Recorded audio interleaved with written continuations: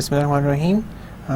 So we'll start discussing risks again, and this will be one of the final lectures जिसमें हम देखेंगे कि risk को capital asset passing model पे कैसे आपने यूज़ करना है एंड स्टफ लाइक दैट. इसमें अब बेसिकली स्टैंडर्ड डेविएशन तो हमारे पास एक नंबर आ गया जो हमें बताता है रिस्क क्या कि एक रिस्क असल में हमारे पास एक कि हमारे जो फ्यूचर में हमारी कैश आउटफ्लोज हैं वो उनका जो वो अनसर्टेन कितनी है, वो वॉलेटाइल कितनी है, और जो उनका जो कैश फ्लोज हैं उनमें जो उसमें जो उनका स्प्रेड है वो कितना है, वो तो हमें बता रहा है. लेकिन बेसिकली देखिए जब भी हम किसी प्रोजेक्ट में इन्वेस्ट करने के लिए जा रहे थे तो we need a number based on the dynamics of that project. मतलब कि उसमें हमें रेट ऑफ रिटर्न ये सब चीज़ें देखिए हमें एक नंबर चाहिए होता है कि हमें रिस्क का एक नंबर चाहिए कि इसका रिस्क कितना है, इसके ऊपर जो रेट ऑफ रिटर्न है वो कितना होना चाहिए. उसके लिए जो बेसिकली एक मॉडल यूज़ होता है वो कैपिटल एसेट पासिंग मॉडल है. वो हमें बताता है, वो हमें एक नंबर देता है कि that is the number which you can which is required rate of return of a project using all the project dynamics and everything like that. अब हमने काफ़ी इंटेलेक्चुअल फाउंडेशंस बना ली हैं फाइनेंस की एंड और हम आज के लेक्चर में इंशाल्लाह मूव कर जाएंगे कैपिटल एसेट पासिंग मॉडल की तरफ, जिसमें आप ये देखना स्टार्ट करेंगे कि ये हमने कैसे पॉसिबल किया. बिफोर आई स्टार्ट थोड़ी सी समझ देखते हैं. पिछले कुछ लेक्चर्स में हम एफिशिएंट पोर्टफोलियोज़ पे देख रहे हैं कि व्हाट आर एफिशिएंट पोर्टफोलियोज़. और एफिशिएंट पोर्टफोलियोज़ आपने देखे, हमने कुछ बनाए. पहले तो हम सिंगल एसेट पोर्टफोलियो देख रहे थे जिसमें डिफरेंट आउटकम्स की हम प्रोबेबिलिटीज़ देखते रहे. उसके बाद हम मल्टीपल एसेट्स पे आ गए. 2 एसेट्स पे हमने देखा कि what's the difference and we came to 3 assets. 2 assets में हमने देखा कि standard deviation standard deviation formula थोड़ा सा कॉम्प्लिकेटेड है, जिसमें हमारी एक कोवेरियंस की टर्म आती है जिसमें कोरिलेशन भी आता है. बिकॉज जब हम 2 से ज़्यादा एसेट्स देखते हैं तो हमने सिंपली उनकी परसेंटेज वेटेड एवरेज नहीं ले लेते उनकी स्टैंडर्ड डेविएशंस की. हमें ये भी देखना होता है कि उन एसेट्स का आपस में रिलेशनशिप क्या है. अगर उनकी पॉजिटिव कोरिलेशन है तो फिर ओवरऑल उनकी जो हमारे पोर्टफोलियो की स्टैंडर्ड डेविएशन होगी उस पर क्या फ़र्क पड़ेगा. अगर उनकी नेगेटिव कोरिलेशन है तो ओवरऑल पोर्टफोलियो की स्टैंडर्ड डेविएशन पे क्या फ़र्क पड़ेगा. We did many examples with that. हमने काफ़ी एग्जांपल्स करके देखा कि what exactly happens in most of the situations. और उसके बाद हमने एक मैट्रिक्स टेक्निक को यूज़ किया. हमने देखा कि जब हम एसेट पोर्टफोलियो स्टॉक्स का नंबर 2 से ज़्यादा इंक्रीज़ करते हैं, जब 3 स्टॉक्स हो जाते हैं तो जो नंबर ऑफ़ टर्म्स है वो काफ़ी ज़्यादा हाई हो जाती हैं. और इस वजह से उनको हम अगर मैट्रिक्स शेप में रखें तो कैलकुलेशंस हमारे लिए बहुत आसान हो जाती हैं. यू कैन ईज़िली हम एक्सेल में बड़ी आसानी से सारे फॉर्मेट बना सकते हैं और आराम से सारा जो रिटर्न्स है वो फाइंड कर सकते हैं. So that's what we did. Then we came to last lecture, we focused on market risk, फिर हमने diversifiable risk देखा. Then we finally reached at capital market line. हमने देखा capital market line is based on the understanding that अगर कोई भी investor stocks में invest करता है तो he always has an option of investing he always has an option to invest in what do you say in government security portfolio. और अगर हमारा स्टॉक का पोर्टफोलियो हमें गवर्नमेंट सिक्योरिटी पोर्टफोलियो से के रिटर्न से कम रिटर्न ऑफर कर रहा होता है तो nobody is going to invest in the stock portfolio. Everybody will prefer the government portfolio, जो गवर्नमेंट पोर्टफोलियो हमें रिटर्न दे रहा होता है. बिकॉज जो गवर्नमेंट पोर्टफोलियो पर रिटर्न रिस्क है वो है ही नहीं है, और रिटर्न जो हमें मिल रहा है वो हमें अगर स्टॉक्स के पोर्टफोलियो से वो ज़्यादा है या उसके इक्वल है तो it's always make sense to move the investment there. So on the basis of that we draw the security market line. Market line हमने ड्रॉ की. I always call it securities का कैपिटल मार्केट लाइन हमने draw की. उसका जो intercept था वो हमारा रिस्क इंटरेस्ट रेट होता है. उसका स्लोप डिपेंड करता है risk return on the market portfolio minus the return on the risk free rate of return divided by the standard deviation of market portfolio. उसको मल्टीप्लाई कर लेते हैं दूसरे पोर्टफोलियो के स्टैंडर्ड डेविएशन से. वो ये क्वेश्चन हम पहले देख चुके हैं, एक दफ़ा मैं फिर दोबारा रिपीट कर दूंगा आपके लिए. But the main focus of today's lecture is market risk and portfolio theory and capital asset passing model. आज के लेक्चर में हम सिर्फ कैपिटल एसेट पासिंग मॉडल को स्टार्ट करेंगे और इसकी जो डिटेल्स हैं वो हम आगे काफ़ी अगले कुछ लेक्चर्स में मोहित होंगे और आप आस्ता आस्ता देखते रहेंगे कि कैपिटल एसेट पासिंग मॉडल को कैसे यूज़ होता है, व्हाट आर द इम्प्लीकेशंस और why is it so famous. अगर आपने फाइनेंस फाइनेंस के कोर्स शुरू किया तो आपने लाजमी कैपिटल एसेट प्राइसिंग मॉडल के बारे में सुना होगा। कैपिटल एसेट प्राइसिंग मॉडल के बारे में कई दफ़ा कैपएम भी से बोला जाता है। कैपएम काफ़ी फेमस टर्म है फाइनेंस की। अगर आपको इसके बारे में थोड़ा इल्म है तो इट्स वेरी गुड, अगर नहीं पता तो इंशाल्लाह I'll try my best to explain it to you.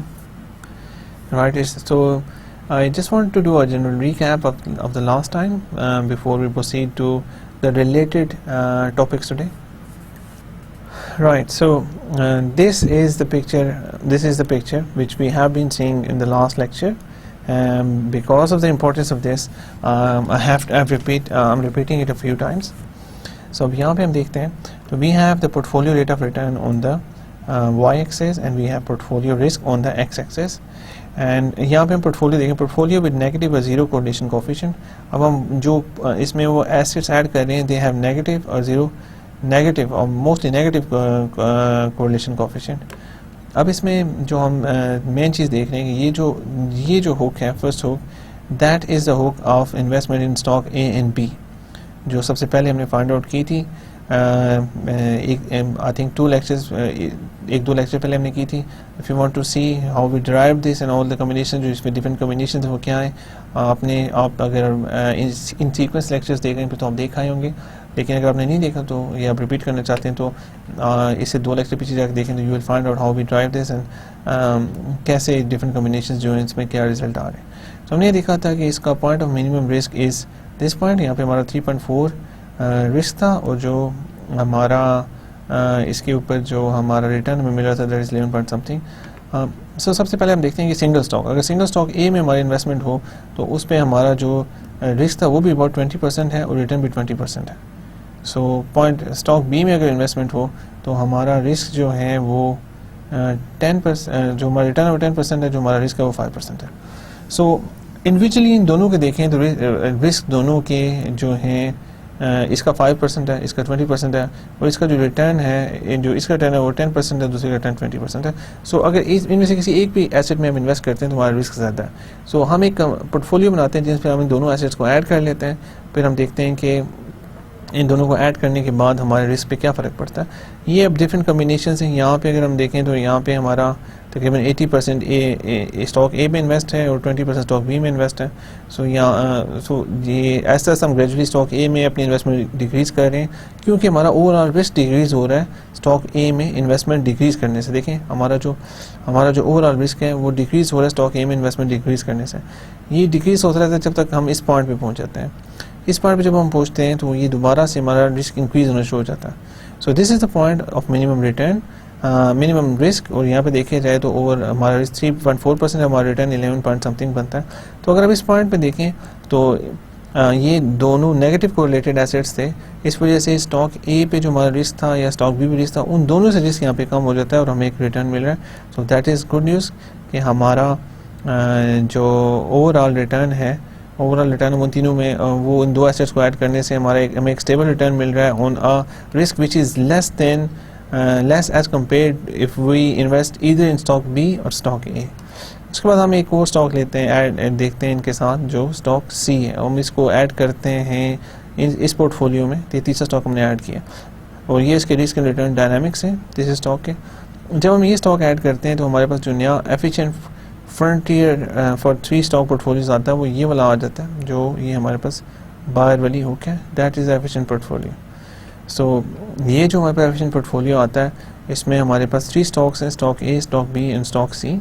और यहाँ पे हम देखते हैं इसका जो पॉइंट ऑफ मिनिमम रिस्क है वो ये है, इसमें हमारा जो रिस्क है वो 2.5% है और हमारा return is about 20%। So see कि जो 2 स्टॉक्स के साथ the best we did was 3.4% risk and return 11 point something। तीसरा ऐड करने से हमें ऑब्वियसली फ़ायदा हो रहा है, हमारा रिस्क डिक्रीज़ हो रहा है 2.5% और हमारा रिटर्न इंक्रीज़ हो गया 20%। सो अगर हम इसी सिचुएशन देखें, अगर ये वाला पॉइंट है यहाँ पे हमें 20% रिटर्न मिल रहा है और हमारा रिस्क सिर्फ 2.5% हो गया। ये 3 एसेट्स में हमारी इन्वेस्टमेंट है तभी हम ये पॉइंट्स अचीव कर रहे हैं। और अगर हम देखें 20% रिटर्न हम वैसे भी हासिल कर सकते हैं अगर हम सिर्फ स्टॉक ए में इन्वेस्ट करें, लेकिन हमारी स्टैंडर्ड डेविएशन बहुत ज़्यादा हाई हो जाती है। 2.5% यहाँ पे हमारा स्टैंडर्ड डेविएशन है, लेकिन यहाँ पे हमारी स्टैंडर्ड डेविएशन 20% हो जाएगी, बहुत ज़्यादा स्टैंडर्ड डेविएशन है हमारी, और इस वजह से यहाँ पे इन्वेस्ट करना कभी प्रेफरेबल नहीं है। अगर आपको सेम रिटर्न मिल रहा है, अब जैसा कि मैंने आपको बताया था पहले भी कि द मेन रूल इज़, अगर आपको सेम रिटर्न मिल रहा है और स्टैंडर्ड डेविएशन कम है, तो always invest in those in that at that point जहाँ पे आपका रिटर्न वही हो लेकिन आपकी स्टैंडर्ड डेविएशन कम हो, and that is the case with this. यहाँ पे स्टैंडर्ड डेविएशन बहुत कम है और जो आपका रेट ऑफ रिटर्न है वो सेम है। So always invest in this point rather than this point, because यहाँ पे हमारा रिस्क बहुत ज़्यादा है, राइट। सो उसके बाद हमने देखा कि how to drive the capital market line. Capital market line is equal to, जो कैपिटल मार्केट लाइन है वो हमारे इक्वल होती है RF is risk free rate of return plus RM return on market portfolio. अगर हमने सारे स्टॉक्स में इन्वेस्ट किया हो, पूरी मार्केट के स्टॉक में, मार्केट में जितने भी स्टॉक्स है उसमें इन्वेस्ट किया हुआ हो, तो उस पर क्या रिटर्न आ रहा है, माइनस द RF जो रिस्क फ्री रेट है, divided by standard deviation of M, जो स्टैंडर्ड डेविएशन है मार्केट पोर्टफोलियो की वो, and multiply by standard deviation of portfolio. So जो उसका इंटरसेप्ट है इट इज़ RF, जो इंटरसेप्ट RF इसलिए है कि इससे नीचे अगर कोई भी इसके 10% उससे कम कोई भी अगर हमें रेट ऑफ रिटर्न ऑफर होगा, तो everybody would invest in this portfolio, everybody will invest in this portfolio and nobody is going to invest in stock portfolio because stock portfolio ज़्यादा रिस्की होता है। अब ये लाइन जब यहाँ से हम ड्रॉ करके स्लोप के मुताबिक आगे लेके जाते हैं, तो जहाँ ये लाइन हमारे एफिशिएंट फ्रंटियर को टच करती है, टेंजेंट होती है उसके साथ, जहाँ पे that is the most optimal point, that is the optimal point, right। ये वाला पॉइंट है point of minimum risk, but ये वाला पॉइंट है पॉइंट ऑफ ऑप्टिमल पॉइंट, जहाँ पे हमारा जो हमारे लिए बेस्ट पॉइंट है। सो जो ऑप्टिमल पॉइंट है वहाँ पे हम देखते हैं ऑप्टिमल पॉइंट पोर्टफोलियो मिक्स पे 50% A, 30% B और 20% C है if the risk rate of return is 10%। अब यहाँ पे आप दोबारा देख लें कि ये वाला जो ऑप्टिमल पॉइंट है वो ज़्यादा क्लोज है स्टॉक B और स्टॉक A की हुक से, इसलिए यहाँ पे डिस्टेंस एकदम ज़्यादा करीब है, इसलिए इसमें ज़्यादा परसेंटेज है वो इनमें इन्वेस्ट हुई है। About 80% is invested in stock A and stock B and only 20% is invested in stock C, and that gives us the optimal portfolio mix. So that again is capital market line and T-bill portfolio bill. The T-bill portfolio, this is capital market picking most efficient portfolio, capital market line and T-bill portfolio. Alright, so let's just reiterate a few more things. The efficient portfolio for 3 stock portfolio is overarching largest hook shaped curve, and also remember that close combination of all the hook shaped curves from a parachute like shape, and any one of them points inside the parachute is possibly mixed combination of different stocks that you can have in your portfolio. अब यहाँ पे जो भी points हैं सारे अब वो आप हासिल कर सकते हैं by doing different combinations of assets. However, the most efficient combinations lie on the efficient frontier line, and the next logical step we are going to take is to figure out what is the best point on the efficient frontier. So, लेकिन जो most सबसे efficient point है वो इस line पे depend करेंगे, इस line पे, because ये वाली line it is a combination of 3 stocks and it gives us the best return with least amount of risk. So ये वाली line is the most efficient stock line for 3 stocks. As it is mentioned that we will assume that we have access to T-bill portfolio which offers a risk-free rate of return of 10%. हमने देखा है कि हमारे पास जो T-bill portfolio है वो हमें offer कर रहा है 10% return rate, and that will be the starting point of our capital market line. और अगर देखा जाए तो ये RF is the intercept starting point of the capital market line. Wherever this line if you extend from 10% point from y-axis touches the efficient frontier line and is tangent to it is the point for the optimal portfolio mix. This point is shown as a large dot in the figure. So as I explained कि जब इस line को हम slope के मुताबिक ऐसे move करते हैं तो जब ये टेंजेंट होगी एफिशिएंट फ्रंटियर लाइन से इस पॉइंट से, तो वो हमारा ऑप्टिमल पोर्टफोलियो मिक्स होगा. If you look at the location of this large dot on the efficient frontier, you can see that it lies closer to stock B and stock A. Therefore, there is larger percentage of stock A and stock B in the optimal portfolio mix. As I mentioned, ये ज़्यादा close है stock A और stock B की, तो ज़्यादा percentage हमारी investment इसमें है. So देख लें, about 80% is invested in this and only 20% invested in this. And the expected rate of return is 10%. हमने देखा है कि expected rate of return on T bills is 10%. Therefore, if the returns of the portfolio decrease 10%, then the investor will invest in the risk-free T-bill portfolios. हमने discuss किया कि stocks are more risky. अगर investors में invest करेगा, they will require more rate of return as compared to the government securities. और अगर हमारे stocks पे rate of return 10% से कम हो जाता है, तो all the investors will move their investment to the T-bills. Whichever portfolio offers lowest coefficient of variation is better portfolio.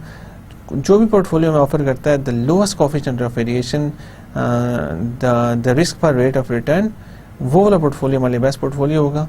जो CML represent different combinations that you can pick in the risk free as well as the stock portfolio. तो CML represent करता है different combination को जो हम pick कर सकते हैं रिस्क फ्री और स्टॉक पोर्टफोलियो में. The CML represents combination of efficient portfolio in the capital market. CML capital market line represent करती है combination of efficient portfolio. जो भी efficient portfolios हैं capital markets को represent करती हैं. It is important point, remember that according to the portfolio theory, efficient portfolios are fully diversified and they must lie on the CML line. portfolio theory के मुताबिक efficient portfolio जो भी होते हैं वो fully diversified होते हैं and इसलिए वो हमेशा lie करने चाहिए security market line के ऊपर. Now it is also possible simply come up with the equation of CML line. हमने ये देखा कि जो CML लाइन की इक्वेशन है वो कैसे निकाली जा सकती है. What is the equation? So अगर इक्वेशन आप देखते हैं तो RP is equal to RF plus RM minus RF divided by sigma M divide by multiply by sigma P. RF is equal to risk free rate of return.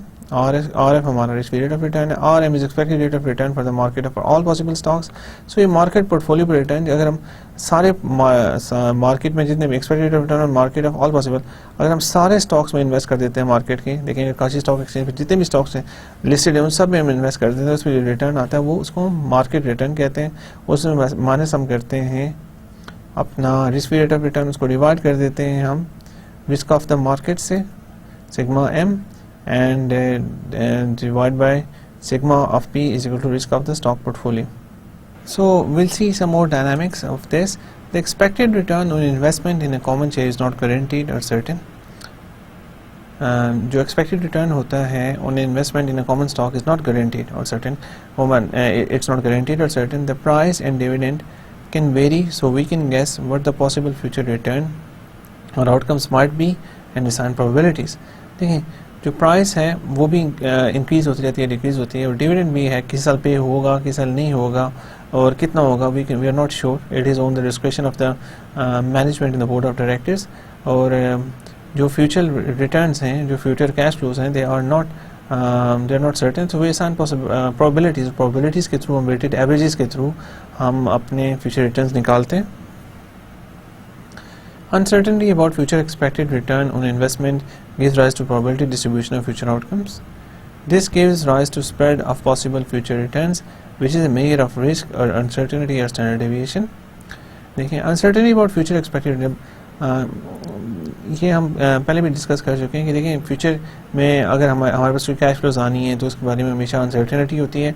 We always do estimates और हमारे estimates हमेशा वो कभी भी 100% ठीक नहीं हो सकते. इज़ अ पॉसिबिलिटी कि कुछ परसेंटेज उसकी ठीक होगी लेकिन 100% कभी भी ठीक नहीं होंगे. सो वो सो इन सब चीज़ों की वजह से अनसर्टेनिटी आती है. जो हमारे फ्यूचर जो कैश फ्लो हैं उसमें जो स्प्रेड है वो उसका बड़ा हो जाता है, और स्प्रेड ज़्यादा होने की वजह से वॉलेटिलिटी और अनसर्टेनिटी ज़्यादा होने की वजह से हमने जो मेजर यूज़ किया स्टैंडर्ड डेविएशन वो इंक्रीज़ हो जाता है, जिसकी वजह से उसका और रिस्क ज़्यादा हो जाता है, जिसको हम अपने सारे एनालिसिस में इनकॉर्पोरेट करते हैं. We can apply this concept to a single stock or a portfolio many investment. We applied this concept to a single stock in case के हमने देखा कि एक स्टॉक अगर हमने 100 रुपये का बाई किया तो फ्यूचर में वो उसकी depending on 3 market situations it can have 3 possible values. अगर मार्केट सिचुएशन अच्छी होती है तो इट कैन, अगर हमने 100 का बाई किया तो अगर मार्केट बुल मार्केट है, मार्केट ऊपर की तरफ जा रही है तो इट कैन गो टुवर्ड्स 140. अगर वो नॉर्मल मार्केट है तो वो 120 पे आएगी. अगर वो तीसरी हमारी बेयर मार्केट है जो नीचे की तरफ जा रही थी, मार्केट ओवरऑल सिचुएशन इतनी अच्छी नहीं है, तो वो हम -80 पे भी जा सकते हैं. सो अगर हम देखें तो हमारे पास 3 पॉसिबल कॉम्बिनेशंस आ गए और उनकी डिफरेंट प्रोबेबिलिटीज़ देखते हैं. प्रोबेबिलिटीज़ निकालने के लिए हम देखते हैं कि what is the chance of something happening. And 2-3 lectures पहले मैंने आपको प्रोबेबिलिटी के बारे में शुरू में बताया कि the chance of something happening is हम कैसे फाइंड कर सकते हैं। Let me just give you a small example कि अगर आपने लूडो अक्सर खेली होगी, उसका एक जो डाइस होता है 6 साइड्स उसकी होती हैं, अगर उसको हम कहीं फेंकते हैं तो what is the chance of getting a 6 जब हम उसको रोल करें। तो जब हम उसको रोल करने के लिए जाते हैं तो आप देखें पॉसिबल आउटकम्स कितने हैं, 6 आउटकम्स हैं। 1 आ सकता है, 2 आ सकता है, 3 आ सकता है, 4 आ सकता है, 5 आ सकता है, 6 आ सकता है। आप किस में इंटरेस्टेड हैं? हम इंटरेस्टेड हम ये देखना चाहते हैं कि 6 कब आएगा। तो 6 की हम प्रोबेबिलिटी निकालते हैं 1 और टोटल 6 की प्रोबेबिलिटी 6 क्या एक आउटकम है डिवाइडेड बाय टोटल आउटकम्स कितने हैं, 6 आउटकम्स हैं। तो 6 की प्रोबेबिलिटी हमारी 1 आउट ऑफ 6 है। इसका मतलब है कि अगर हम 6 दफ़ा रोल करेंगे तो उसमें से एक दफ़ा हमारे पास 6 आएगा। सो ऑन एवरेज हमेशा हमारे पास 6 आएगा। सो दिस इज़ प्रोबेबिलिटी ऑफ 1/6। इसी तरह हम प्रोबेबिलिटी सेकंड में आपको बता देता हूँ कि अगर हम इसी तरह मैं आपसे कहता हूँ कि probability of A even number क्या है, या प्रोबेबिलिटी एक और चीज़ कर लेते हैं। प्रोबेबिलिटी मैं आपसे कहता हूँ कि आप मुझे प्रोबेबिलिटी बता दें कि 5 या 6 दो नंबर या 5 आए या 6 आए, तो इन दो नंबर्स की प्रोबेबिलिटी क्या होगी जब मैं इसको फेंकूँ। सो अब हमने देखना है कि 5 और 6 कितने आउटकम्स हैं। ये 2 आउटकम्स हैं, 5 और 6। और जो हमने उसको डिवाइड करेंगे कि 5 और 6 जो आने की प्रोबेबिलिटी है वो क्या है, 5 या 6, उसको डिवाइड करें टोटल आउटकम से तो कितने बनते हैं। टोटल आउटकम हमारे 6 हैं। तो अगर मैं एक दफ़ा फेंकूँ तो व्हाट्स द प्रोबेबिलिटी ऑफ कि 5 आएगा या 6 आएगा, तो उसकी प्रोबेबिलिटी कितनी बनती है। तो हमने देखा था 2/6 बन जाता है। 2 आउटकम्स हम इंटरेस्टेड हैं और टोटल आउटकम 6 हैं। सो 2/6 बन रहा है। उसको जब हम सिंप्लीफाई करते हैं तो 1/3 है। इसका मतलब है कि जब मैं डाई रोल करूँगा तो एवरी 3 डाइज में एक दफ़ा 5 आएगा या 6 आएगा, उनमें से एक नंबर आएगा। So and these are the different ways. आप प्रोबेबिलिटी थ्योरी अगर आपने पढ़ी तो अच्छी बात है, अगर नहीं पढ़ी तो आप दोबारा उसको रिपीट कर लें और देखें। इट इज़ वेरी इंटरेस्टिंग और उसको आप काफ़ी अपने एनालिसिस में भी यूज़ कर सकते हैं। सो यहाँ पे मेरा हो सकता है जो भी मैं आपको प्रोबेबिलिटीज़ बता रहा हूँ, दीज आर सिंपल प्रोबेबिलिटीज़, मैं बहुत सिंपली बता रहा हूँ। जो आगे इसके ज़्यादा होती हैं, 2 नंबर्स या 3 नंबर्स करने की प्रोबेबिलिटीज़ वो काफ़ी ज़्यादा भी हो सकती हैं, काफ़ी कॉम्प्लिकेटेड भी हैं, आप उसको देखें।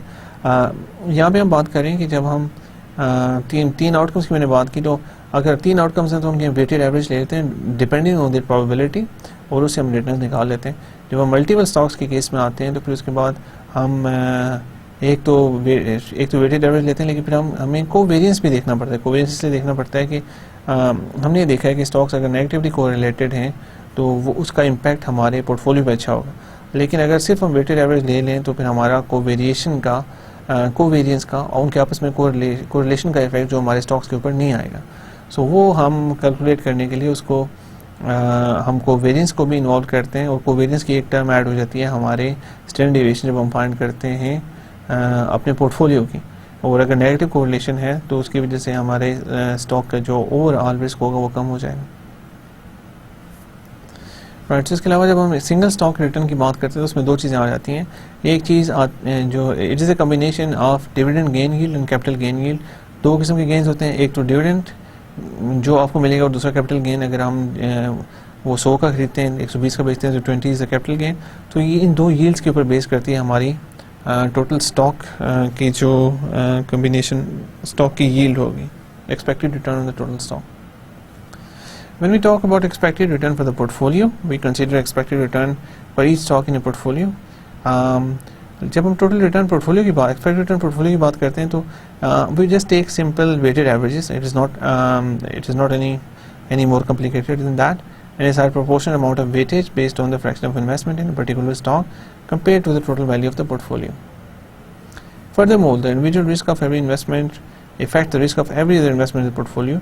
अब जब हमने देखा है कि अगर एक पोर्टफोलियो में ऑलरेडी 2 एसेट्स हम तीसरा एसेट ऐड करते हैं तो उसका जो इंडिविजुअल रिस्क है वो पूरे पोर्टफोलियो के रिस्क को चेंज करता है, ऑल्टर करता है। तो overall portfolio risk decreases as the number of investment increases up to the point where the company specific और unique risk has been totally eliminated.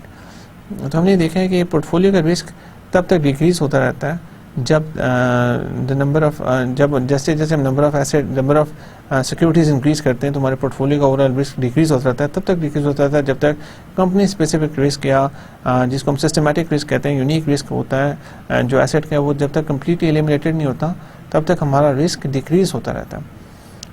और उसके बाद हमारा रिस्क डिक्रीज़ नहीं होता, बिकॉज उसके बाद मार्केट रिस्क रह जाता है और we can not eliminate the market risk. Again I would like to reiterate there are two kinds of risk, one is systematic risk और कंपनी स्पेसिफिक रिस्क, जो कंपनी की इंटरनल खसूसियात के ऊपर डिपेंड करता है। कंपनी के CEO का चला जाता है, उससे कंपनी इफेक्ट हो सकती है, कंपनी को लॉस उठा जाती है, रीस आती है, कंपनी की मार्केटिंग इश्यूज़ हैं, कंपनी की सप्लाई चेन मैनेजमेंट है, ये कंपनी के इंटरनल रिस्क हैं सारे। और एक्सटर्नल रिस्क में आपको मैं बार बार बता चुका हूँ, तो फिर रिपीट करता हूँ, इन्फ्लेशन की वजह से ओवरऑल इकॉनमी का जो रिस्क है वो है, रिसेशन की वजह से, वॉर की वजह से, और ये जो सब रिस्क ओवरऑल पूरी इकॉनमी सारी एसेट्स को, सारी हमारी सिक्योरिटीज़ को इफेक्ट करते हैं, they are called market risk, ये सब को इफेक्ट करेंगे। सो मैंने बताया कि हम diversifiable risk, company specific risk को हम डाइवर्सिफाई कर सकते हैं, लेकिन जो मार्केट रिस्क है it can not be diversified and we have to live with that. We have seen through research that about 40 uncorrelated stocks, कि अगर हम डाइवर्सिफाइबल रिस्क को कम्प्लीटली ख़त्म कर सकते हैं if we invest in about 40 uncorrelated stocks, अगर 40 uncorrelated stocks में हम इन्वेस्ट करें तो we can completely eliminate the diversifiable risk, the systematic risk. In this range, it is possible to increase return and reduce risk. अब अगर हमारे पास 3 या 4 एसेट्स हमने सिर्फ ऐड किए हुए, तो अगर हम और एसेट ऐड करेंगे तो हो सकता है कि हमारा रिटर्न बढ़े और हमारा ओवरऑल रिस्क कम हो, बिकॉज अभी हमारा टोटल सिस्टमेटिक रिस्क ख़त्म नहीं हुआ होता। After that the portfolio is assumed fully diversified. 40 जब हमारे पास एसेट्स आ जाते हैं, then the portfolio is assumed fully diversified and any additional investment will only contribute to the market risk which can not be eliminated. और अगर 40 के बाद हम और एसेट्स या और सिक्योरिटीज ऐड करेंगे तो that will only contribute to the market risk, वो मार्केट रिस्क कंट्रीब्यूट करेगा और उसकी वजह से ओवरऑल हमारे पोर्टफोलियो के रिस्क पे कोई फर्क नहीं पड़ेगा, that stage the same. We can measure that how market risk varies from one stock to another based on the betas. Right, so now we're starting market and portfolio theory. That is another very interesting part of financial management, and one of the areas which seems very interesting to me. Capital asset pricing model और ये सब चीज़ें, market risk and portfolio theory. I hope you will find it very interesting as well. So we can measure that how market risk varies from one stock to another based on betas. अच्छा, अब हम ये देखेंगे कि जो market risk है वो कैसे चेंज होता है, एक स्टॉक से दूसरे स्टॉक पे कैसे चेंज होता है बेस्ड ऑन बेटास। बेटास में अभी आपसे डिस्कस करता हूँ बेटास क्या है। We can measure that how market risk varies from one stock to another based on betas. It is mentioned that when you add newly stock to the fully diversified portfolio, then the only contribution this new stock is made to the risk of the existing portfolio is the market risk, because we are considering that company's unique risk has entirely wiped out by diversification. So हमने देखा है कि 40 अगर हमारे पास fully diversified portfolio है, उसमें अगर हम एक और asset ऐड करते हैं तो जो उसका कंट्रीब्यूशन होगा रिस्क के ऊपर एग्जिस्टिंग पोर्टफोलियो में, वो मार्केट रिस्क का होगा, बिकॉज जो हमारा डाइवर्सिफाइबल सिस्टमैटिक रिस्क था वो हम ऑलरेडी सारा डाइवर्सिफाई कर चुके हैं. But market risk and portfolio theory अगर हम देखते हैं तो ये जो हमने शुरू में एग्जांपल देखी थी, hook shaped curve, negative correlation coefficient possible to get high return and low risk. So इसमें हम देखते हैं हमारे वाई एक्सिस पे रेट ऑफ रिटर्न है, this is RP, X axis पे हमारा पोर्टफोलियो रिस्क है, that is sigma P. And हमें देख रहे हैं कि अगर हम सिर्फ स्टॉक ए में इन्वेस्टमेंट करते हैं 100% स्टॉक ए, तो देन हमारा जो रिटर्न होगा वो 20% होगा, लेकिन हमारा जो standard deviation it is very high, portfolio risk is 20%.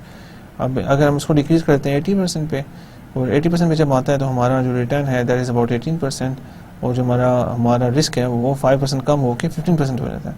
जब हम 50-50 पे आ जाते हैं, 50% इन ए एंड 50% इन बी, तो हमारा जो रिटर्न है that is quite close to 15%, और जो हमारा रिस्क है that is about 10%, 9 to 10%.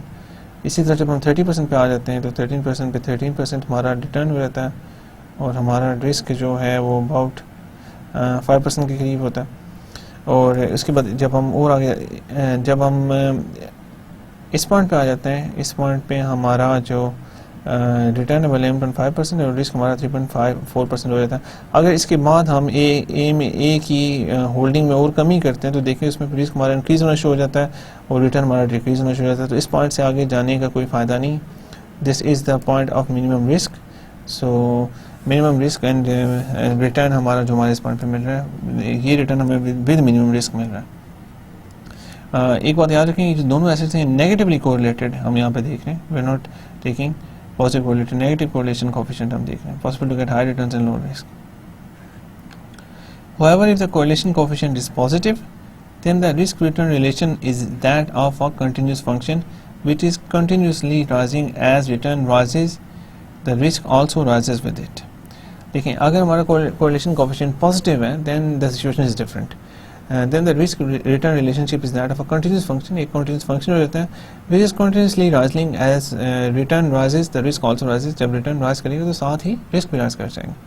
It is the fundamental concept in risk and return that the investor will not take on any additional risk unless compensated by the additional return. So हमने एक fundamental concept risk and return का देखा है कि अगर risk increase होता है तो return को investors will require a higher rate of return. अगर higher rate of return offer नहीं किया जाएगा with additional risk, investors will not take that risk. और हमने कैपिटल मार्केट लाइन के केस में देखा कि अगर स्टॉक्स का कोई पोर्टफोलियो है जिसमें हम इन्वेस्टमेंट करते हैं तो वो हमें एक जो रिटर्न प्रोवाइड कर रहा है वो लेस देन, अगर वो रिटर्न लेस देन द कम है, if that return is less than the T bills जो गवर्नमेंट प्रोवाइड करी है गवर्नमेंट सिक्योरिटीज़ पे, तो everybody will switch their portfolio to the government security. Because इतना ज़्यादा रिस्क लेने के बाद भी अगर उन्हें 10% से कम मिलना है या गवर्नमेंट सिक्योरिटी में जितना भी रिटर्न ऑफर करे उससे कम मिलना है या उतना ही मिलना है, तो it's better to invest in the government security जिसमें रिस्क बिल्कुल कुछ भी नहीं है। It is important to understand that when we are talking about efficient capital markets and talking about capital market line, we are saying that efficient portfolios in the market all lie on the capital market line. So जैसे कि हमें देखा था कि because of this risk return relationship, risk भी कि अगर investor को रिटर्न 10% से कम मिलेगा तो अपना वो पोर्टफोलियो को स्विच कर जाएगा risk free rate of return portfolio के। और इसके अलावा कुछ चीज़ों के हमने देखा है कि जितने जो मार्केट में जितने भी एफिशिएंट पोर्टफोलियो होंगे वो सारे के सारे कैपिटल मार्केट लाइन पे फॉल करेंगे, कैपिटल मार्केट लाइन के ऊपर आएंगे। It is important to understand that we are talking about efficient capital markets. हम एफिशिएंट कैपिटल मार्केट्स के बारे में बात कर रहे हैं। And talking about the capital market line, we saying that efficient portfolios in the market all lie in the capital market line, कि जितने भी एफिशिएंट पोर्टफोलियो होंगे मार्केट के वो सारे कैपिटल मार्केट लाइन पे लाई करेंगे। It means that if one investor is only investing in stock A and the other has diversified portfolio of 40 stocks and now he is also investing in stock A, then the amount of risk for both investors will be different. देखें अब यहाँ पे different situation आ गई। अगर एक investor है वो सिर्फ इन्वेस्ट कर रहा है स्टॉक ए में एंड दूसरा इन्वेस्टर है उसके पास ऑलरेडी एक डाइवर्सिफाइड पोर्टफोलियो है 40 स्टॉक्स का, उसने सिस्टमैटिक रिस्क बिल्कुल एलिमिनेट किया हुआ है and now he is also investing in stock A. अब वो इन्वेस्टमेंट करेगा अगर स्टॉक ए में, then the amount of risk for both the investors will be different. Obviously जो अमाउंट ऑफ रिस्क होगा वो दोनों इन्वेस्टर्स के लिए डिफरेंट होगा because one is a diversified investor, other is not a diversified investor. And जो stock A में जिसने इन्वेस्टमेंट की हुई है उसको सिस्टमैटिक रिस्क से भी डील करना है, उसे मार्केट रिस्क से भी डील करना है।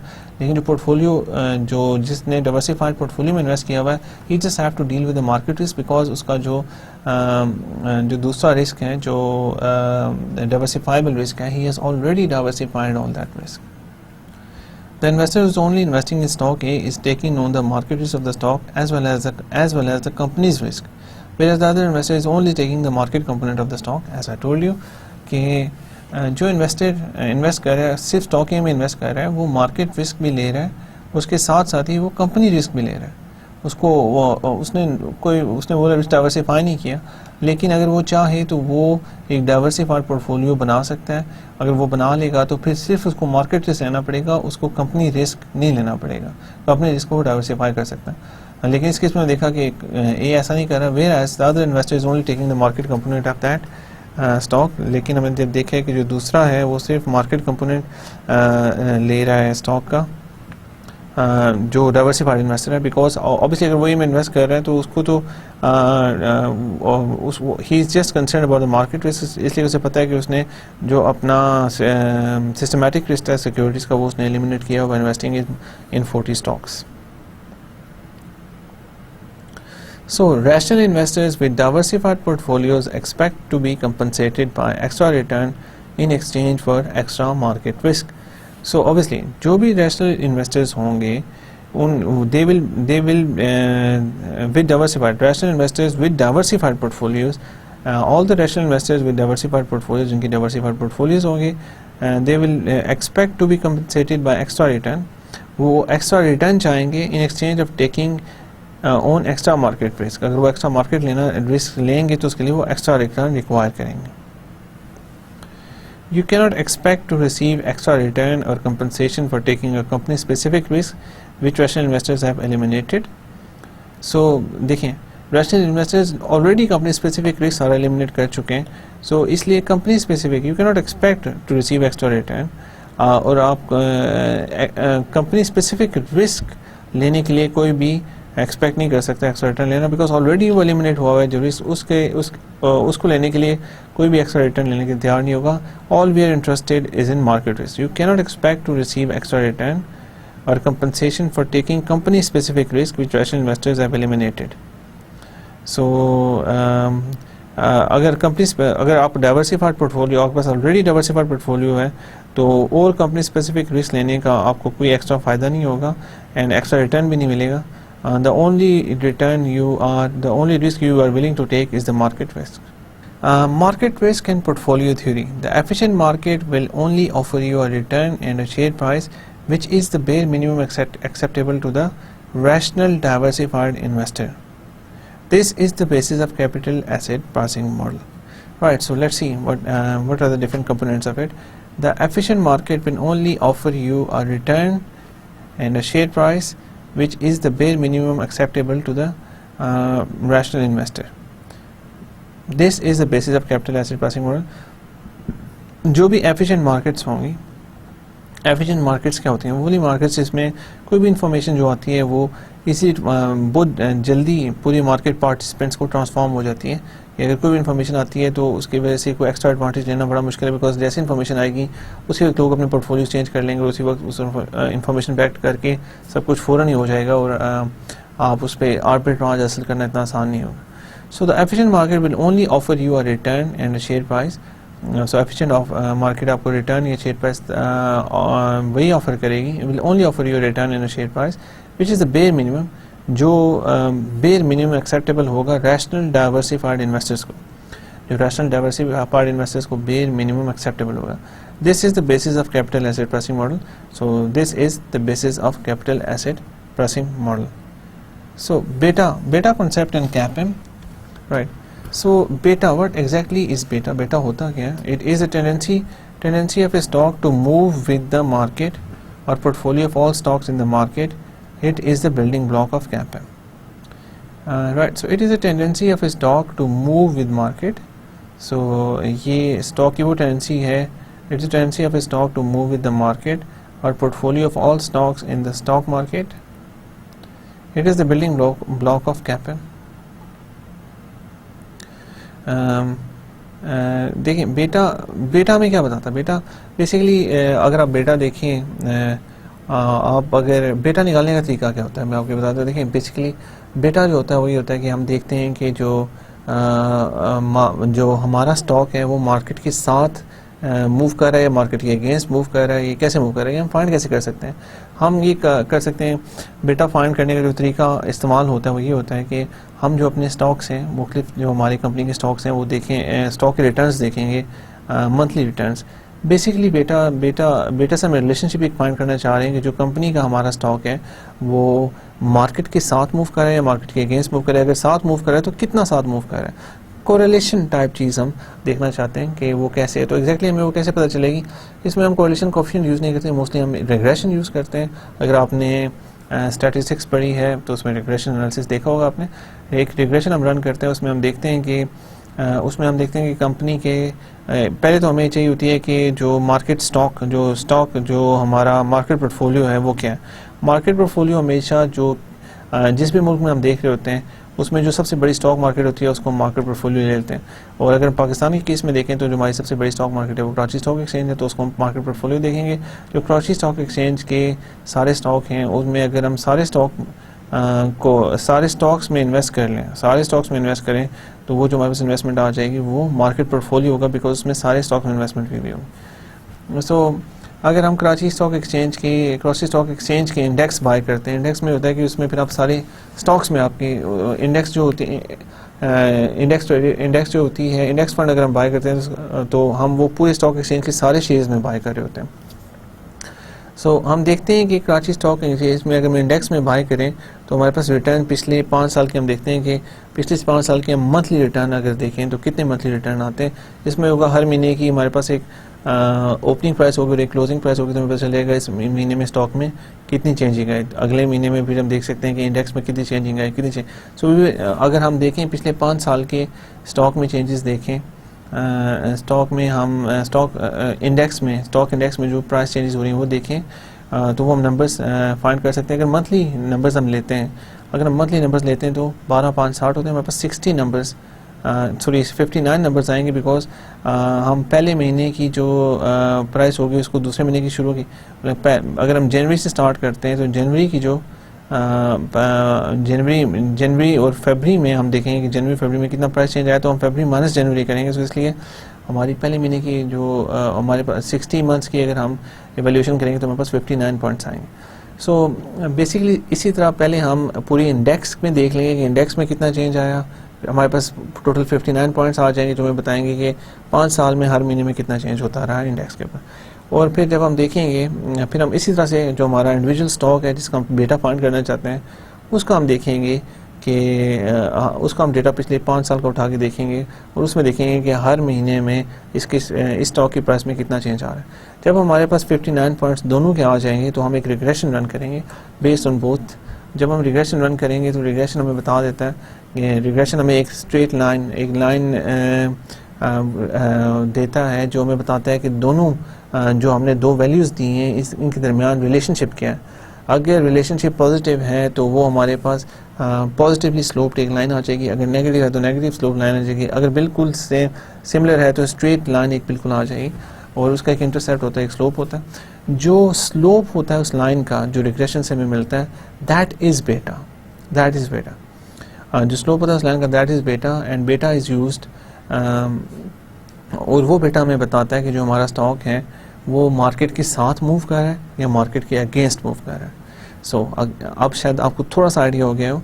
It is a tendency of a stock to move with the market. So beta is a tendency of a stock to move with the market or portfolio of all stocks in the market to move with or against the market. It is the building block of CAPM. I just gave you a general indication of beta.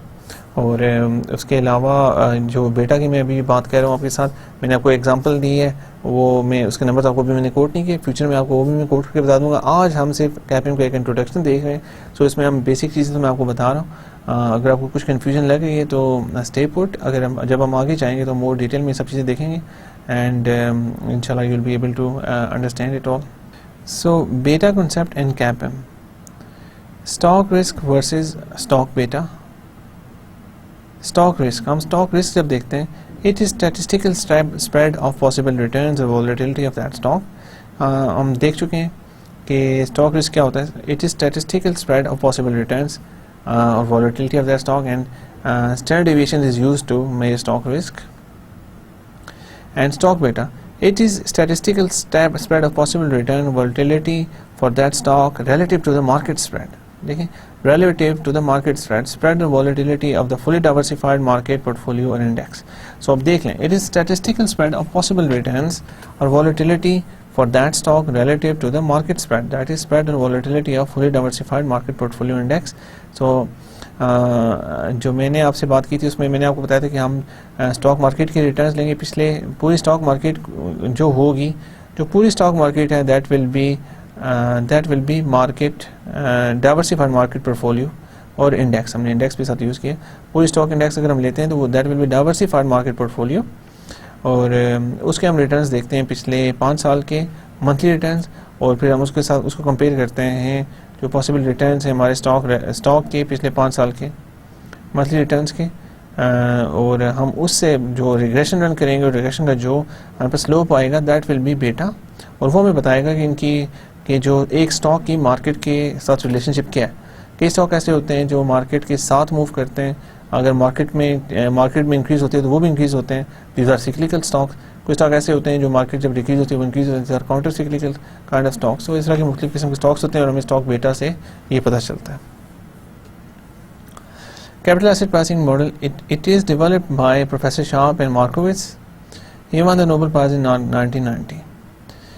Market risk is the only risk that is relevant to the rational investor with diversified portfolio of investments. So remember, market risk is the only risk that is relevant to a rational investor with a diversified portfolio of investments. The common, specific or unique risk is diversified away. Market risk is measured in terms of standard deviation or volatility of market portfolio or index. The company specific और unique risk is diversified हुए, जो company specific risk होगा unique risk है वो सारा diversify हो जाता है। Market risk is measured in terms of standard deviation और वॉलेटिलिटी ऑफ मार्केट इंडेक्स और पोर्टफोलियो। जो मार्केट रिस्क होता है is measured in terms of standard deviation और वॉलेटिलिटी ऑफ मार्केट इंडेक्स और पोर्टफोलियो। जो मार्केट इंडेक्स या पोर्टफोलियो की स्टैंडर्ड डेविएशन होती है वो मार्केट या इंडेक्स की स्टैंडर्ड डेविएशन होती है। So basically the company specific risk company risk जो है वो सारा डाइवर्सिफाई अवे हो जाता है। Market risk is measured in terms of standard deviation और वॉलेटिलिटी ऑफ मार्केट पोर्टफोलियो और इंडेक्स। जो मार्केट का रिस्क है वो जब हम मार्केट पोर्टफोलियो का की स्टैंडर्ड डेविएशन लेते हैं तो उससे हमें आइडिया हो जाता है, उससे हमें पता चल जाता है कि मार्केट इंडेक्स का जो हमारी स्टैंडर्ड डेविएशन है वो क्या है। Every stock market develops an index comprising of weighted average of highest volume shares in that market. So कोई every stock market जो भी stock market होती है वो develop करती है an index comprising of weighted average of highest volume shares in the market. Obviously KSE अगर आप देखें KSE 100 होते हैं वो highest वॉल्यूम शेयर्स होते हैं 100 जो KSE पे लिस्टेड होते हैं और जिसमें सबसे ज़्यादा ट्रांजैक्शंस होती हैं। The index represents the relative strength of the stock exchange and is considered to be a totally diversified portfolio. So जो वो index होती है that represents the relative strength of the stock exchange, वो stock exchange की relative strength का बता रही होती है and is considered to be close to a totally diversified portfolio और considered close की जाती है totally diversified portfolio के। In reality no such portfolio exists anywhere in the world. For example, the Karachi Stock Exchange has KSE 100 index. In reality ऐसा कोई exchange होता नहीं है। इन रियलिटी ऐसे जो ऐसा पोर्टफोलियो एग्जिस्ट करता ही है जिसमें हमारे पास सारे एसेट्स आ जाएं, सारे एसेट्स जो पूरी मार्केट जितने भी एसेट्स हैं वो जो हमें पूरी मार्केट स्ट्रेंथ का बता सके वो सारे आ जाएं, ऐसा इन रियलिटी होता नहीं है। लेकिन जो हमारे जो बड़े KSE पे KSE 100 इंडेक्स है ये एक क्लोज प्रॉक्सी होता है उसके, तो मोस्टली हम उसको यूज़ करते हैं। अगर अमेरिका की हम बात करते हैं तो अमेरिका में भी जो न्यूयॉर्क स्टॉक एक्सचेंज है उसको यूज़ किया जाता है इसके लिए। इंग्लैंड में लंदन स्टॉक एक्सचेंज पे जो इंडेक्स है उसको यूज़ किया जाता है। सो जो सबसे बड़ी इंडेक्स होती है जो सबसे ज़्यादा शेयर्स को रिप्रेजेंट कर रही होती है एक पूरी मार्केट में, उसको as a market portfolio use किया जाता है। Right, now coming to the summary, today we repeated some of the stuff and then we saw market risk and portfolio theory. We started with capital asset pricing model.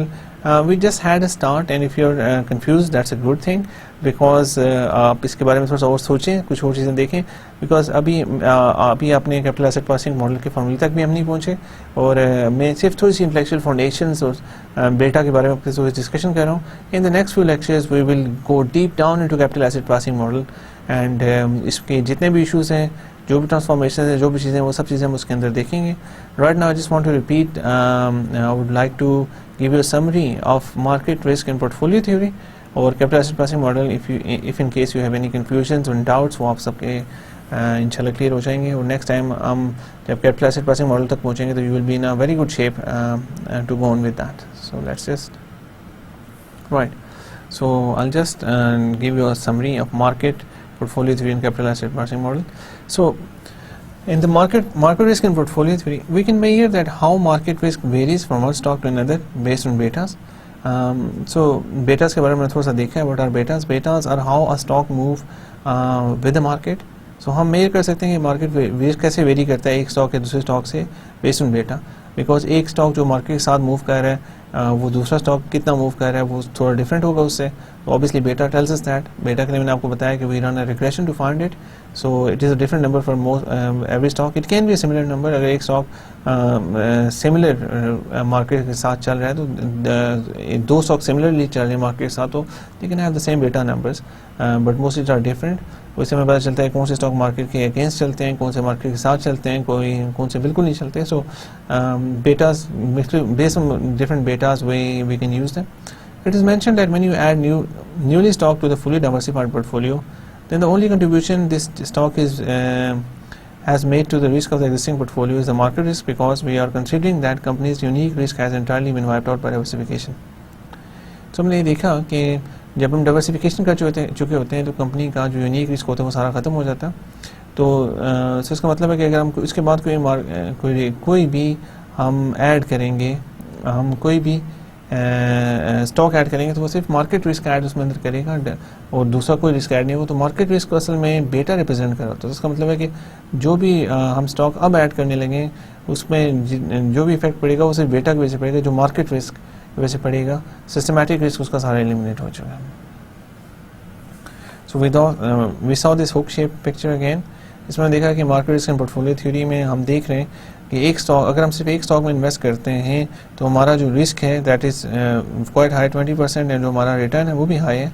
लेकिन अगर हम situation में देखें, अगर हम डिफरेंट कम्बिनेशंस पे आते हैं, these are two negative correlation coefficient assets के, ये दोनों पॉजिटिव कोरिलेटेड नहीं, these are negatively correlated assets. अगर हम 80% इन्वेस्टमेंट स्टॉक ए में करते हैं और हमारी 20% इन्वेस्टमेंट स्टॉक बी में होती है तो हमारा rate of return is about 18%, and हमारा जो रिस्क है वो 16-17% तक होता है. 50% पे आते हैं तो 9% हमारा रिस्क हो जाएगा और रिटर्न 15%. 30 पे आते हैं तो हमारा रिस्क वो डिक्रीज 5% हो जाता है 13%. सो this is the point of minimum risk. यहाँ पे हमारा जो रिस्क है इट्स 3.4% एंड जो हमारा रेट ऑफ रिटर्न है it's 11.5%. So that's are generally moving. It's a hook shape kind of shape. अब यहाँ पे हम देख रहे हैं इस पॉइंट से हम आगे हम ए में परसेंटेज इंक्रीज नहीं करेंगे, क्योंकि अगर हम ए के परसेंटेज इंक्रीज इस पॉइंट से आगे करते हैं तो हमारा रेट ऑफ रिटर्न भी कम होता है एंड जो हमारा रिस्क है वो भी इंक्रीज हो रहा है. So why take more risk and why take more risk and less return. अगर हमने इंक्रीज करना ही है, अगर हम ज़्यादा रिस्क लेना ही चाह रहे हैं तो हम इस साइड पे इंक्रीज करेंगे. ए में जो परसेंटेज है वो थोड़ी कम कर सकते हैं, तो हमारा रिटर्न बढ़ जाएगा. अगर हमारा रिस्क बढ़ेगा तो रिटर्न भी तो साथ बढ़ेगा. इस केस में तो हमारा रिस्क बढ़ रहा है और रिटर्न कम हो रहा है. So what's the point of taking more risk and less return? If you want to take more risk you need more return. So इस साइड पे करना इट स्टिल एनी चेंजिंग करना it still make sense, but it doesn't make sense to make any changing on this side. However, if the correlation coefficient is positive, then the risk-return relationship is that of continuous function which is continuously rising. As return rises, the risk also rises with it. It is a fundamental concept in risk and return that investors will not take any additional risk unless they are compensated by additional return. So risk and return में हम एक fundamental concept देख चुके हैं कि investors तब additional risk नहीं लेंगे जब तक हमने additional return provide नहीं करेंगे. जो मैंने आपको एक एग्जांपल में अक्सर हम कोट करते हैं कि risk free rate of return है, इफ दैट इज़ 10%, तो बॉन्ड्स उससे ज़्यादा रिस्की हैं, बिकॉज बॉन्ड्स कंपनीज डिफ़ॉल्ट कर सकती हैं. डिफ़ॉल्ट करने के बाद भी आपको पैसा मिल तो सकता है, लेकिन हो सकता है कि उस पर थोड़ा टाइम लगे. कंपनी के एसेट्स जो होते हैं उनको सेल करके उसके बाद आपको अगर वो आपके इंटरेस्ट और पेमेंट्स मिलनी है तो it will take some time. So it is more risky as compare to the stocks. So that's why we want more rate of return if we want to invest in the in bonds. And इसी तरह stocks में देख लें तो stocks में if the company goes bankrupt, you will not get anything and you will be the last persons to get anything. आपसे पहले preferred shareholders होंगे, आपसे पहले debt holders होंगे, बहुत सारे लोग आपसे पहले होंगे. So it's a huge risk. इसके अलावा आपका जो रिटर्न है वो भी इतना ज़्यादा आपका जो रिटर्न है वो सर्टेन नहीं है. आपकी कैश फ्लो है किस साल को डिविडेंड मिलेगा, किस साल को डिविडेंड नहीं मिलेगा, और अगर मिलेगा कितना मिलेगा, you not exactly sure. Capital gains positive हो सकते हैं लेकिन नेगेटिव भी हो सकते हैं. सो इसलिए वो सबसे ज़्यादा रिस्की है. ज़्यादा रिस्कीनेस होने की वजह से उसका जो रेट ऑफ रिटर्न है वो सबसे ज़्यादा हाई है. सो इन्वेस्टर्स कभी भी अगर स्टॉक्स भी हमें 10% रिटर्न दे रहे हो और हमें गवर्नमेंट सिक्योरिटीज़ भी 10% रिटर्न दे रहे हो, तो इन्वेस्टर्स कभी भी स्टॉक्स में इन्वेस्ट नहीं करेंगे. They will always invest in the bonds because they know they will always invest in the government bonds because they know that it is a security with zero default rate. Government की security है और company की जो security है वो कभी भी default कर सकती है. उसके बहुत सारे कैश फ्लोज के प्रॉब्लम्स हैं. That's why everybody will invest in government bonds. मैंने आपको पहले बताया था कि अगर हमारे पास दो एसेट्स हैं जिनकी जो रिटर्न सेम ऑफर कर रहे हैं तो फिर हमें उस एसेट में उनमें से इन्वेस्ट करना चाहिए जिसकी स्टैंडर्ड डेविएशन कम हो. सो ऑब्वियसली गवर्नमेंट सिक्योरिटी की स्टैंडर्ड डेविएशन कम है, we will always invest in that. और या फिर हमारे पास दो ऐसे एसेट्स हैं जिनकी स्टैंडर्ड डेविएशन सेम हो तो उनमें से हमें उस एसेट में इन्वेस्ट करना चाहिए जिसका जो हमें रिटर्न ज़्यादा दे रहा हो. So remember these rules. These rules seems very simple, but sometimes we in complicated situations we forget these simple rules and उसकी वजह से हमारा काफ़ी नुकसान होता है. So remember the simple things and apply those simple things in the most simple way. And you will do fine. It is important to understand that when we are talking about efficient capital markets and talking about capital market line, we are saying that efficient portfolio in the market all lie in the capital market line. जैसे कि मैंने आपको बताया था कि efficient portfolio जितने भी होंगे मार्केट में वो सारे के सारे capital market line पे lie करते हैं. It means that one investor is only investing in stock A and other investor is has a diversified portfolio of 40 stocks and now he is also investing in stock A. Then the amount of risk for both investors will be different.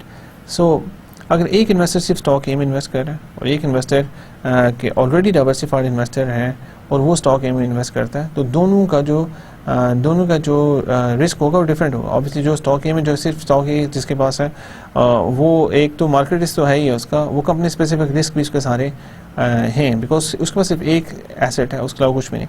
एक already जो diversified investor है उसके लिए आप matter नहीं करता company specific because उसने सारा डाइवर्सिफाइड किया हुआ है.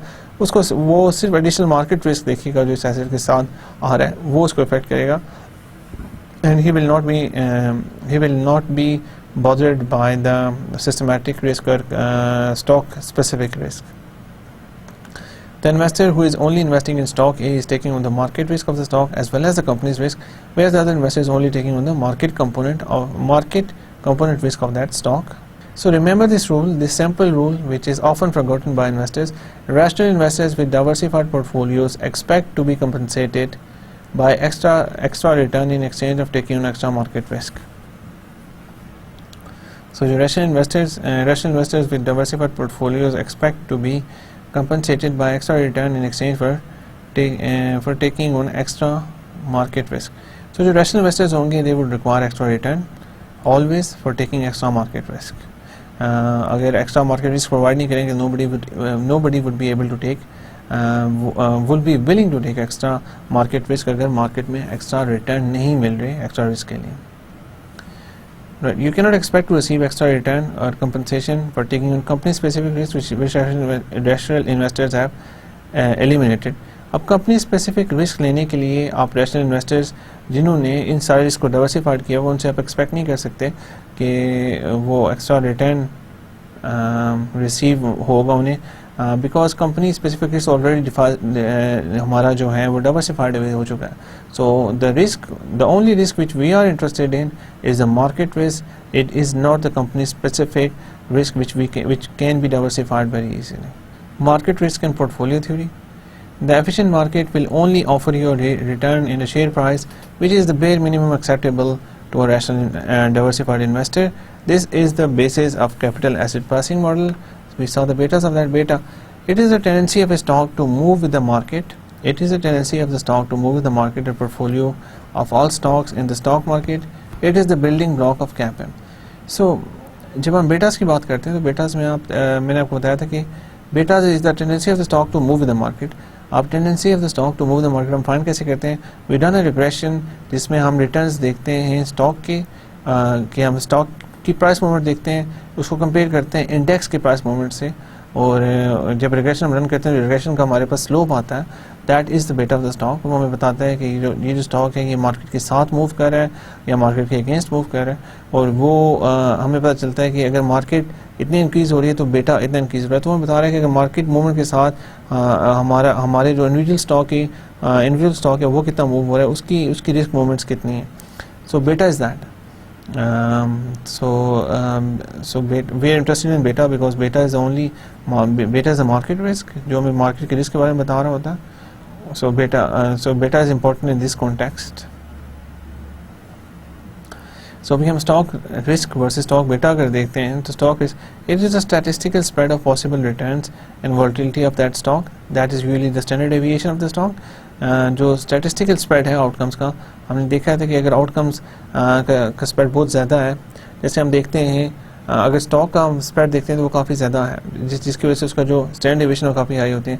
अगर हम गवर्नमेंट सिक्योरिटी का देखते हैं तो हमने लास्ट टाइम वो बेल कर्व्स भी बना के देखे थे, गवर्नमेंट सिक्योरिटी का जो स्प्रेड है वो कम होता है, दैट्स वाई उनका स्टॉक उनका जो स्टैंडर्ड डेविएशन वो कम होता है, and that's why they are less risky. Stock beta, it is a statistical representation of possible returns. Stock beta is a statistical spread of possible returns or volatility of that stock relative to the market. So हमें volatility of the stock बताता है relative to the market, spread volatility of the fully diversified market portfolio index. So that's what it is. Capital market pricing model was developed by Professor Sharp and Markowitz. He won the Nobel Prize in 1990. Market risk is the only risk. So the main thing is that market risk is the only risk that is relevant to a rational investor with a diversified portfolio of investments. The company specified unique risk is diversified away. Market risk is measured in terms of standard deviation or volatility of the market portfolio or index. Is measured in terms of standard deviation or volatility of the market portfolio or index. Every stock market develops an index comprising of weighted average of highest volume shares in that market. We can never find that exact market, and we always find replications, proxies, and KSE is a good proxy for that, KSE 100 index, and we use that. Right, so today we started work on market risk and portfolio theory, and we finally ended at capital asset pricing model. Capital asset pricing model, we just got started on that, and in the next few lectures we will focus on this, and I will do many examples जिसमें आप देख सकेंगे capital asset pricing model को कैसे use किया जाता है for valuing different stuff, and why is it so famous and why is it so relevant. Capital asset pricing model से is this the right model? इस पे काफ़ी एतराज़ भी होते रहे, काफ़ी मसाइल भी आते रहे, लेकिन this is the only model which has been consistently used in the market. और ये इसमें ये है कि ये जो मॉडल है ये वाइडली यूज्ड है, और ये जो हमें एक्सप्लेनेशन देता है वो it gives us a simple mechanism to convert risk into a number, और जो हम मुख्तलिफ प्रोजेक्ट्स में यूज़ कर सकते हैं और जो हमारे काफ़ी जगहों पे काम आता है. So in that context it's a very interesting model. So inshallah next lecture mein we'll continue with the capital asset pricing model.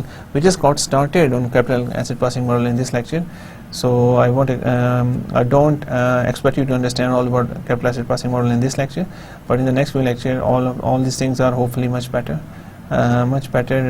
clear to you in the next few lectures. Thank you very much for your time. See you in the next lecture. Allah Hafiz.